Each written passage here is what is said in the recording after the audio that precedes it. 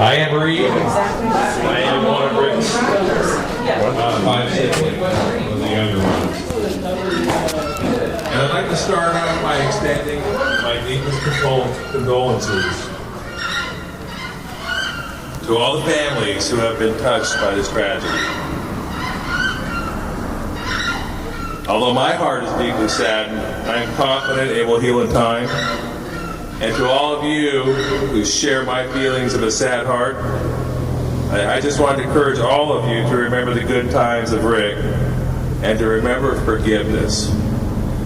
Because forgiveness, I believe, this will help our community heal faster and stronger. So I'm going to say a few things about Rick, and at the end, I'm going to encourage anybody who wants to share a story or two about him. We had a close family gathering a week ago, and I've never done something like this before. I was amazed by the feelings of what we all went through as we got to share this. So for me, Rick was an older brother, as you know, most of you know, 10 years older, and he was a mentor. And he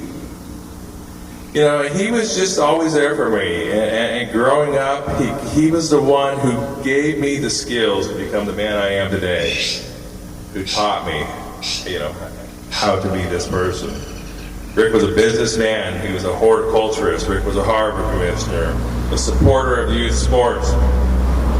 And he was involved in so many organizations, I can't name them all.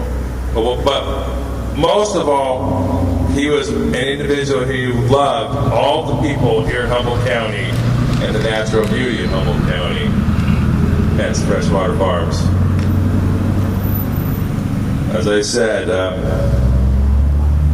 tonight, I just would really appreciate if any of you have anything to say, please come up and share a memory with Rick.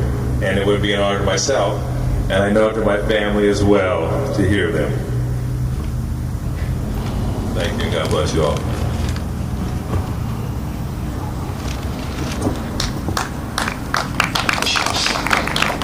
Party on until then. All right, so I'm going to put the phone down. Anyone wants to come up, great. Everyone else just wants to sit and relax. I'll start it. You're welcome. This one goes back about 40 years. Rick was kind of like me, be ready, fire, aim. And he had about 20 hours, he was soloing. And I met him out in Samoa to take a flight in his airplane. Wasn't supposed to take passengers. And when he didn't land on the first pass, I thought, should I be doing this with him? But I was young too, we got in. We flew around, we flew over to see Phil and Larrabee Creek. I was looking out for mountains while he circled tight, showing off to his younger brother. And then we came back home. By then, the fog was just lapping in at Samoa, I might add. You barely even got in because of the fog. It was on a summer day. And we got special VFR permission to land in Arcata as we kind of wound through the fog. And Rick decided that might not be too smart. So we went out to Neelan. And on 2 or 3 passes, I think we finally got the plane down to Neelan. And on the way, I knew I was in trouble because Rick kept cracking his knuckles. I thought, that's probably not a good sign. But he landed the plane, and he put the brakes on so hard, as you people know who fly, Neelan is not a long runway, and he had that Cessna 150 stop halfway down the runway. And he just stopped, and he went, and he looks at me and he goes, we made it. And I go, what do you mean we made it?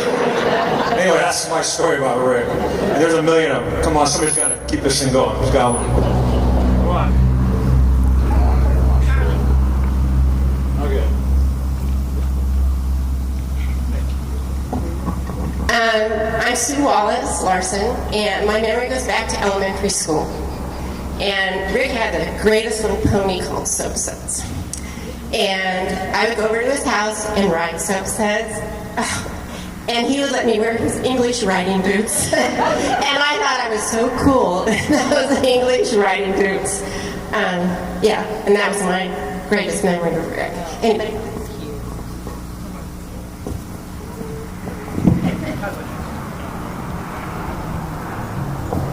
Good afternoon. My name is Joel Canzaneri, I met Rick Storre like I met most of the Barnum and the Storre family over the front counter at the county planning department. And I remember Rick a number of times wanting to do some project or other, and I had no way to actually approve it. So I had to keep saying, Rick, you can't do that. I don't have a tool to help you get that thing developed or built or whatever he was doing. And I always remember him being just so gracious. He was always persistent. He kept asking me, well, can I do this? Can I do this? Can I do this? He was always such a gentleman. I have some bad memories of those times, but the treasures were the people that I met. And the Barnum and Storre families are among those treasures. And I'll miss Rick a lot. You want to keep talking?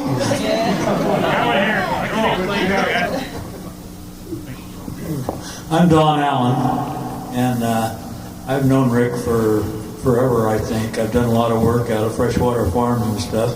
And after what he said, I suspect I was doing a lot of those projects that nobody ever got a permit for.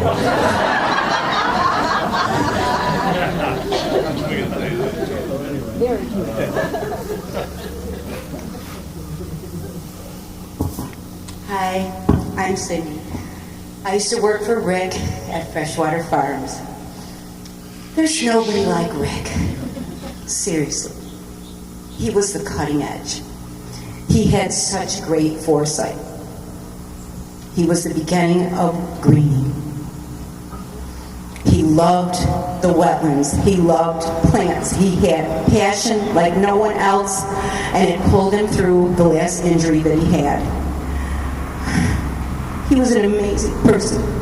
I shared a lot with him. And I loved him. And I loved his family for helping the nursery go through what it did. I love everybody that came and supported him through the hardest times. And if you look around today, even in this park, you'll see Rick.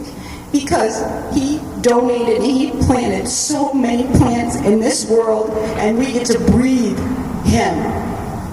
Thank you, everybody, for coming.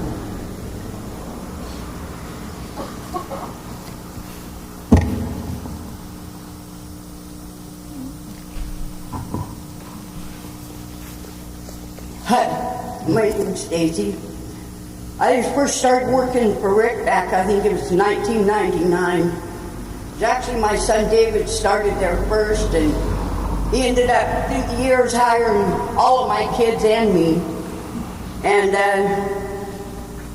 I'm sorry, it's pretty hard. Rick was pretty cool. He did like his Corona. We'd be out there working, and Rick would go by on the lawnmower, and I had a drink, and Rick had his Corona, and we'd salute each other. But Rick would come over sometimes on Christmas, Thanksgiving, and for the last 15 years he never missed my son's birthday. But anyway, I guess that's about all I can say. Someone else?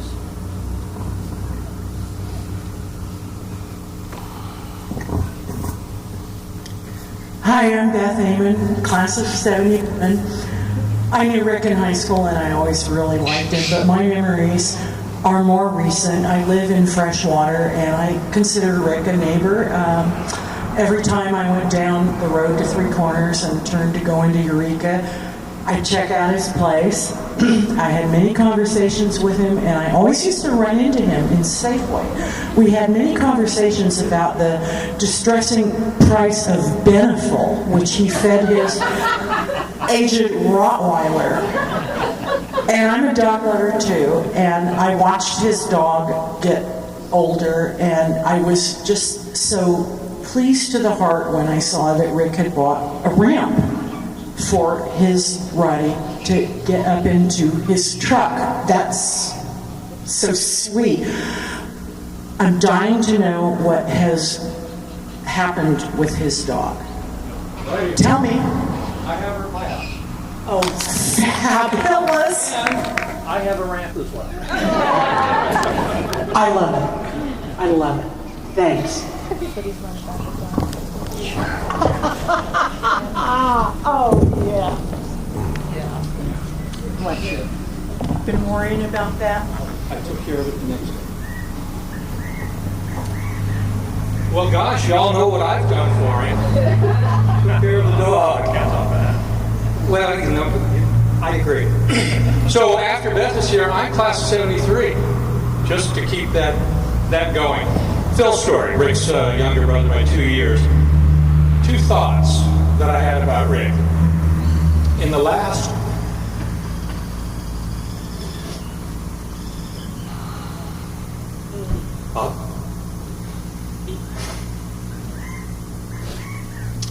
I'll get through it.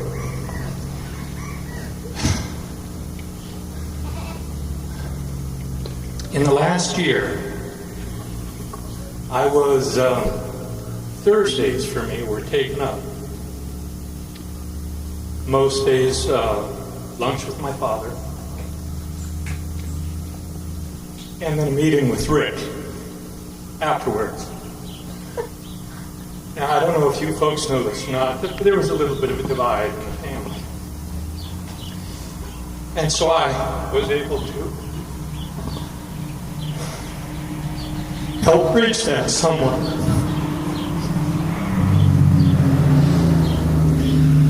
And in that last year with Rick, I was able to watch him go through his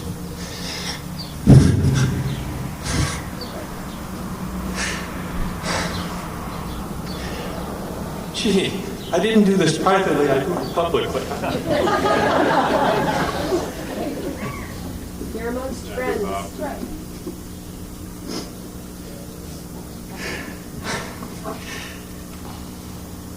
During those times that I met with him, I saw him as down as I've ever seen him in his life. He had just lost his nursery. He was despondent for 2 years.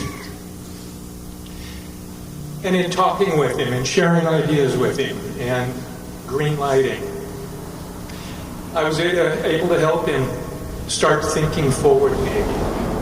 And in the last 2.5 months,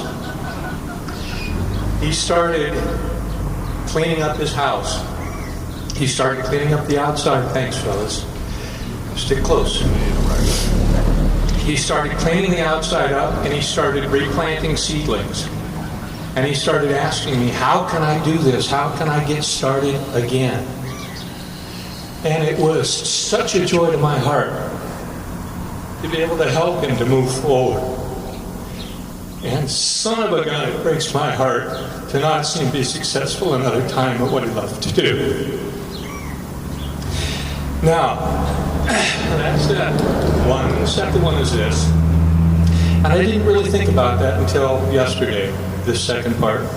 But I believe I'm accurate in this portrayal of my brother. I wanted to, there's so many different things that I could say in the 59 years that I knew him. But the one I'd like to leave you all with is this. Every town and every generation has its characters. I believe I can honestly say Rick was a Eureka, Humboldt County character. Thank you all.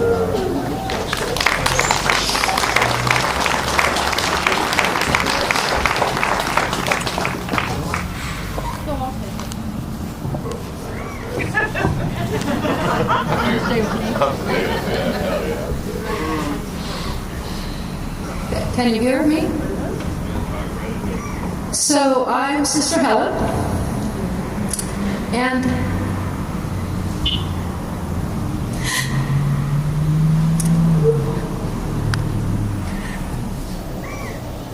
Rick's passing is a tremendous personal loss. And as Bill mentioned, the division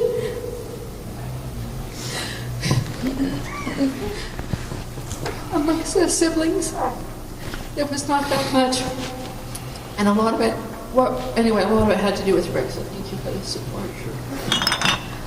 And the years at the Murray Hunter Ranch, especially the youthful years when we were still children, like cousin Leslie and my cousin Rick were little dynamos. And they were always busy making activities for the rest of the cousins to get involved with. And it meant the world to me because they really enriched all of the experiences that not only I but others had down there. And those years are actually a little bit harder for me to talk about because, they just form everything about you. And that ranch and all the people that were so significant. But I want to speak about a really lighthearted thing, albeit a very difficult period of Rick's life, which is when he was diagnosed with the brain tumor. And before I get to my little comment, which is going to be lighthearted, it was literally 10 years to the day that I got the phone message that Rick had passed. And 10 years earlier, I received a phone call from Rick. He had just come from the nursery on his way to his home. Things were going wrong in his eye, and I said, Rick, you need to get to the ER today. It was a Sunday. And then on Monday, he called and said he was diagnosed with a brain tumor. It turned out, thankfully, to be an abscess. And for those of you that were a part of that, it is remarkable that he made 10 years because he was likely to make 10 minutes through part of that process. But while he was there, the character that Philip mentioned surfaced a bit. And one of those occasions, and it was very essential that Rick recover, each week because insurance, with its managed care, had to make sure that it was worth the investment for Rick to stay there. So one day, I believe it was brothers Reed, Nelson, and I were around Rick's bed, and he was a little bit out of it, and a nurse came in, and it was important that Rick knew who she was and whatnot. And anyway, she asked of him, do you know who I am? And with complete confidence, he says, of course I do. You're Aunt Jemima. Well, a lot of shock went around that bed for a moment. And then, of course, we did. However, they still didn't think Rick was recovering well. And by the time we got over to General Hospital, they put a shunt in the head, but the fluids weren't getting off, and the improvement we had seen was starting to regress. And all of a sudden, my brothers ended up petting a little stuffed animal, and I thought, oh my God, he can't come home like that, please God, no. And so the hospital wasn't real comfortable on their weekly Tuesday meetings, and all the staff on the floor pretty much got together in an office space and talked about what was going on. So maybe 3 weeks into it, Rick was there almost 2.5 months, maybe 3 weeks, possibly 4 into it. Rick was just learning to use his tongue again for swallowing and talking and all those basic things. So they're going inside to their meeting. The floor's pretty empty, but Rick is caught on what they do. So he gets in a wheelchair. He wills himself to the elevator. He presses the button. He goes downstairs. Normally you turn to the left and you go off to learn to walk over steps and do basic training skills. He turned to the right, went out the door, went through the parking lot, got to Harrison, looks both ways, goes as fast as he can. And I remember he says he put his hand up like this to stop the traffic. But he does manage to get across the way. And then he goes inside an insurance company at that point. So he asks him, would you please call a cab for me? And I believe he had a helmet, a football helmet on his head in a wheelchair. And he had to have looked awfully crazy. And if he didn't look crazy without the helmet, then he would have just looked frightening with the skull. So they call a cab and he says, I gotta go to the bathroom. So he gets out of the wheelchair and walks down. And mind you, the hospital thinks they need to kick Rick out because he can't process anything and he has no, intellectual capabilities. So when he comes out of the restroom, the cabbie's there. The cabbie puts Rick in the back of the cab, wheelchair in the trunk, and off they go to the house. Well, I'm at the house, and I've talked to cousins, and I've done all these things to let people know how it's coming. So it's a lovely day. Rory, the great Rottweiler that I knew better, was in the house, and Rick always says he's a great protector of the house. So I leave the door open, I take a shower. I'm naked when I hear some funky noise at the front door. And I'm thinking, oh my God, I'm in the back of the house. This Rottweiler's got to do his business and keep me safe. So all of a sudden, I decided how to wrap a towel around myself and see what's happening. And I hear ka-chunk, ka-chunk, ka-chunk. And up comes Rick, backwards, pulling an empty wheelchair. Hi, Helen! And it was a hard moment to process what had just happened. It was pretty shocking. So up go the clothes, and I run out there, and he's sitting back, and his legs are out on a little plane. He's as relaxed as could be. And I'm like, Rick, I think you're supposed to be at the hospital. Nah, I got it. I wanted to come home now. Then the phone rings, and it's his lifelong friend, Bobby Hamilton. So Bobby was calling to see how he was doing and asked me, but the two of them chit-chatted for about 20 minutes. Anyway, lo and behold, Rick went back. And while that is absolutely my brother Rick in all manifestations of I'll do it my way, thank you, what I liked about that was when the hospital started to realize there was more going on in there. And while he didn't do what they wanted him to do, he could damn well do the things he wanted to do. And they kept him long enough to get him well, and I'm utterly, utterly grateful that 10 years later we had him, because it was a wonderful 10 years.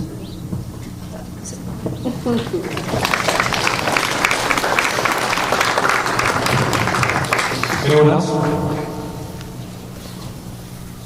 Come on, Rick. No. The family. Hi, I'm Larissa. I worked with Rick for a little over 3 years at the nursery, and I love Rick dearly. He was a special man. He lived with love for everything around him. He lived excited for flowers blooming and frogs croaking. He lived with love for everything. And I'm just blessed to have known him. And I'm just so happy that everybody is here to say goodbye and share the fun memories. And I kept seeing Rick off and on. He was always good for a hug and a funny, awkward compliment. That I've never had anybody compliment me like Rick. Just silly things like, "Oh my goodness, your skin is so soft today," and completely awkward, But Rick was always there, excited to see you with a big hug, and just pleased to stop and take a moment with you. So just remember to live like Rick did and do what you love and love what you do.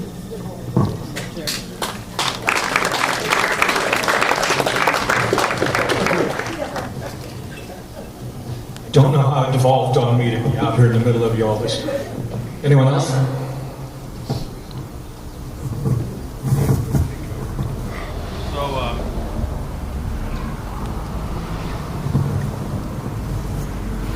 To all of you, thank you very much. Friends, family, extended family. I'm amazed at the people. It's the last chance, guys. You don't want to say something great. No, I understand. It's tough.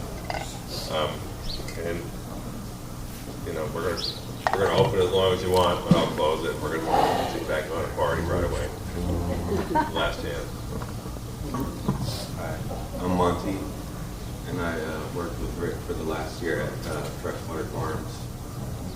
Tried to help him save the nursery. And I saw him about a week before he passed, and went to his house to get some used soil, because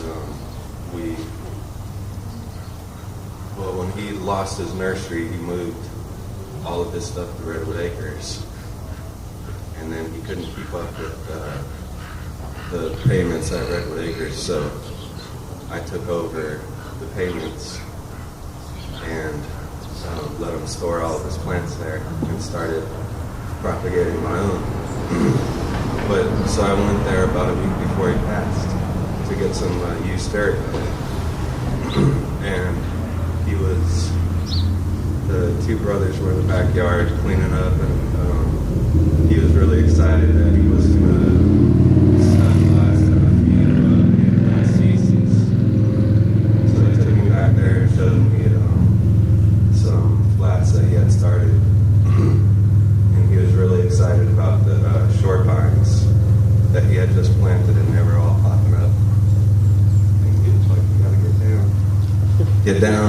look at it sideways and you can see them all right there. So I always tried to encourage him to continue growing things. And he was going to specialize in like azaleas and rhododendrons and short vines and fairy bells and stuff. And that was my last memory of Rick. But it was really nice to meet him.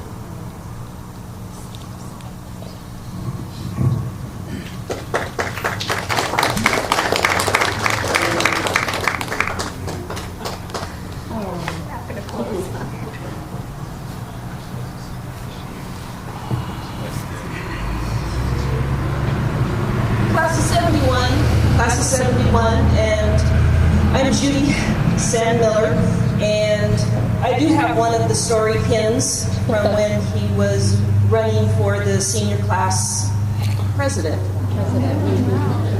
And Rick and I also went to the senior prom together. Went to the Eureka Inn, had a nice dinner, had a prom there. Neither one of us had dates, and so we decided we needed to go. So we went and I picked up in the station wagon, and away we went. I think it was a white one. Had it been a white station wagon? Yellow, white. Yeah, it was a station wagon. And I was also working on the rehab unit when Rick was there 10 years ago. And I was there as we were searching, where is Rick? He's gone. He couldn't possibly have left, but he did. I think I'm still working there. Still, those policies still come about. What do we do to make sure people don't leave when they're not supposed to? Because he certainly hornswoggled everybody on that one. I was also one of the frequent flyers at Safeway with him. There were times I would look and say, oh my God, there's Rick, I gotta go. Because you could be guaranteed that it would probably be 45 minutes, maybe an hour. He was in absolutely no hurry. And as everyone has said, he did have a wonderful hug. Always had on a wonderful wool sweater of some sort. Where he got his wool sweaters, I don't know, but he was always quite the man. And gonna miss him. And I want to thank the families for putting together such a lovely event for him. He would approve. And I think everybody should probably do a toast and a Corona and a whatever. And thank the Lord that there's some beautiful skies out there. Welcome home.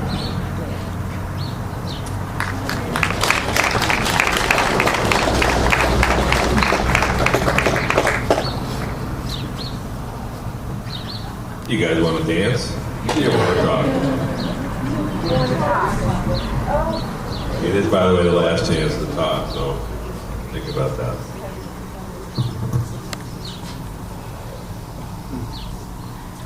I just want a moment to take you all in from this perspective.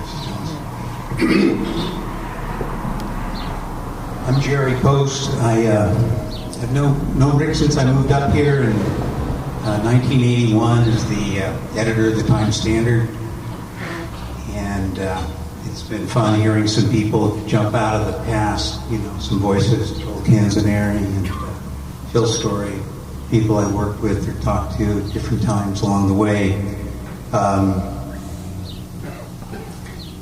was delighted that little box showed up in the paper this past week saying there'd be this opportunity, because I wouldn't have known how else to honor Rick, but certainly from the moment that I learned of his passing, right through the present, I've been keenly aware of the events in his life, and feeling, drawn to be here tonight and be another voice of recognition for him. I think the one piece that seems most pronounced to me is the feeling that Rick's here right now. And I can't think of any better way to check out the end of one of these incarnations than to have the assembled group that there is here tonight to speak up and to reflect back what they saw in him. My relationship with him was generally very superficial over the years. Because I was at the paper, I think he was must have been a Harvard commissioner way back when. I mean, Rick always, from the beginning, I liked him very much. He was warm, amiable, but he generally, there was a pitch, there was something coming, so he always sort of sat tight until it got out, and then he was always great about, not pushing it beyond that point, letting it be shared, and then we can go back to having a conversation. So I like that about Rick. And then in the years that passed, and I would see him subsequently, the only thing I always remember, Rick, is when you were talking to Rick, you were always right there. I mean, the eyes open, if you wanted to connect deeply, all those thin, trivial layers passed away, and you would go right to that point. And I like that in people, but it's jarring when you're not accustomed to it. But Rick was that kind of a person. He always was present in that moment for you, and there was gladness in the heart, whether there were circumstances that were challenging. I always felt like he had a very soft, quiet, sweet resonance, and ultimately an appreciation for whatever transpired. And I think I say that to some degree at this moment because, as others have observed, I think about the changes that came for Rick after the brain infection. There's this wonderful thing, I think, that awaits us all called coming home. And I think in some ways, for Rick, there could be a way of saying, it could have gone any better. Trust me on this, it's great to be home.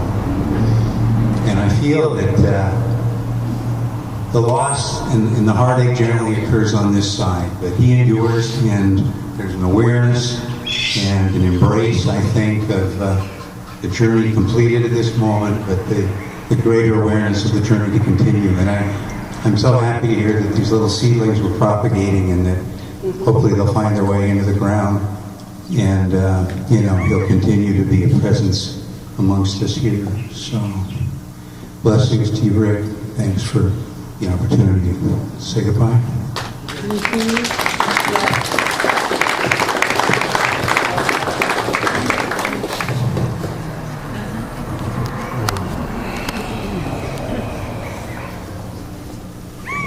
Hello, my name is Amber, and I met Rick probably 15 years ago when I was 12 years old. I didn't work at Freshwater Farms, but I hung out there a lot because my mom and my brothers all worked there. And I'm sure most of you saw the sign coming in to give a holler or come out and find us. We're out there somewhere.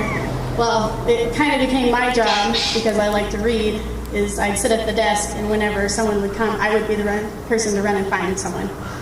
And so every Saturday, I'd be sitting at Freshwater Farms, and whenever a customer would come in, I'd go run and find Rick or Mom or somebody to help them. And every once in a while, I got kind of pulled into catching fish out in the ponds in the back for people, and then every Saturday, Rick would go get a sandwich, and he'd give me half of his sandwich every Saturday. So he was a very kind person, and he's going to be missed by a lot of people. And I'm going to miss him, and I know my family's going to miss him, and I'm just so glad that so many people, he touched so many people, and he touched the world in such a wonderful way. So, thanks.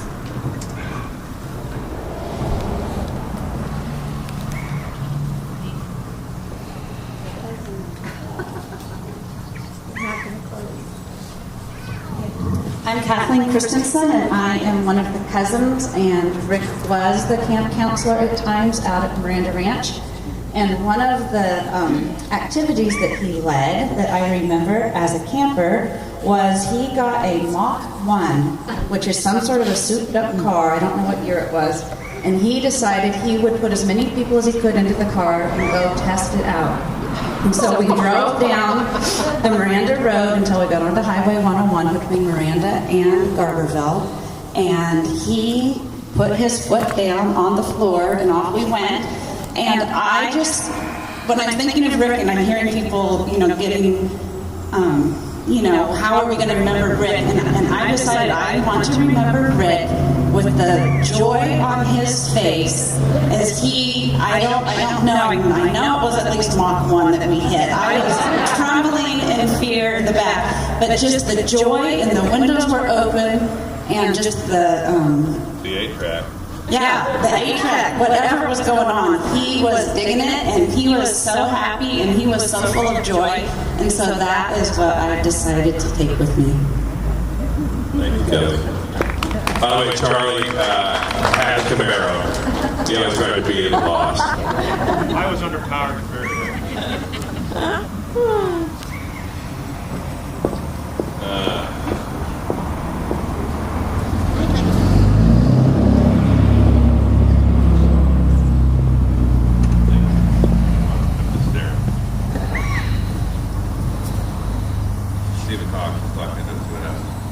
So I too would like to show my respect for Rick.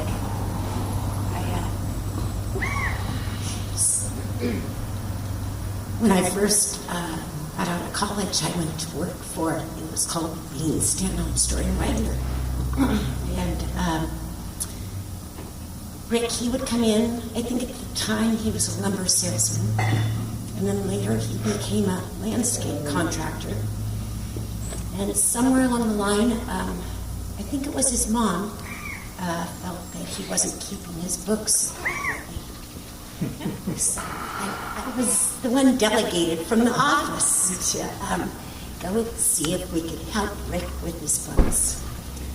And so I arrived and was, of course, trying to be a professional.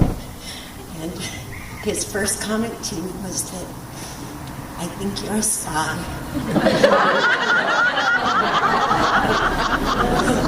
I liked you so much. He never gave up on it. So, and Rick, to summarize Rick, it's optimism, and always optimistic. And I do thank you, Rick. I salute you. I respect you. And thank you.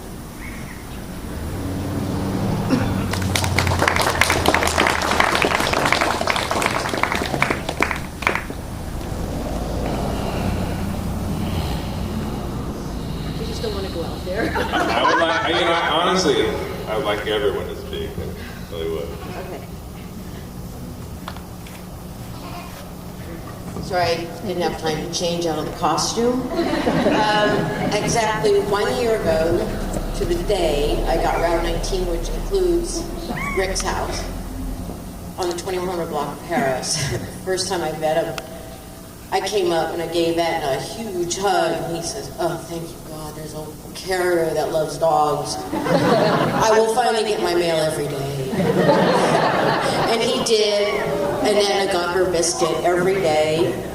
And when I took my break over at the pond, Rick would be there with me and Edna, and we'd sit around the pond and we'd talk about dogs.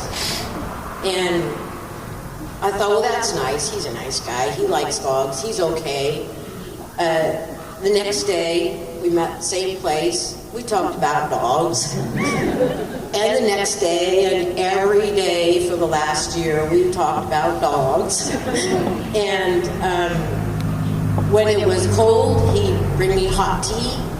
When it was hot, he'd bring me cold tea. And one time I was real tired and I had fallen, and he kept telling me, "You're a klutz." And he went outside to do something. When he came back in, I was laying on the bed with Edna in his house. And he says, "Well, we'll bandage you up." And I gave the dog a biscuit. And later that afternoon, we met at the pond with Edna and talked about dogs. I just want to say, he was just a really neat guy. He would have given anybody the shirt off his back. He treated me with respect. He was dignified. He was soft-spoken. Yet he spoke words, like huge. And without even saying anything, sitting at the pond with the dog, he always looked at the thousands of pictures of my dogs. And one Sunday I went over there and I brought my dogs. And we took the dogs to the pond and talked about dogs. It doesn't seem normal for me not to see Rick and Edna every day, twice a day. And I'm going to miss them a lot.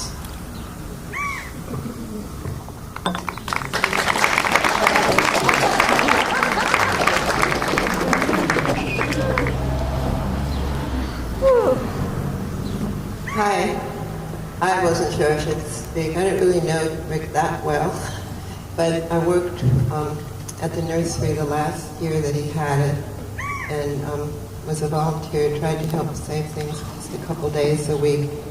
But the thing that impressed me about Rick was, besides his kindness and the stories he told of how he had, I guess he had some hippies working there with him and got in trouble about it until he put in a washers and dryers so they could wash their clothes there. And I mean, he just didn't think in the box. He would do what was necessary or expedient or work. And two of the things he did that I thought were really neat was finding a place for people to dump their soil, because he had seen the growers dumping soil in the bay and in the wetlands, and he knew that wasn't a good idea. So he said, you can come and dump it at my nursery. And the other thing was he invented this little pot made out of cow dung that would get rid of cow dung so that it could be recycled back into the ground. So when my son and I moved here, we used to go out there all the time. We loved his nursery. And we'd go way in the back where the trees were.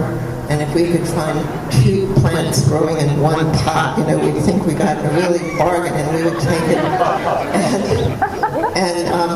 And he just encouraged that. But we learned so much from him. And I think that he passed on a lot of his knowledge to Monty. And we're really grateful for that.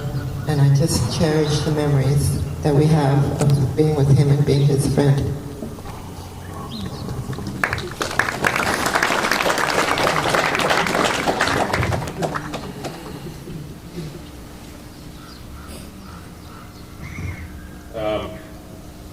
I'm just going to quieten down.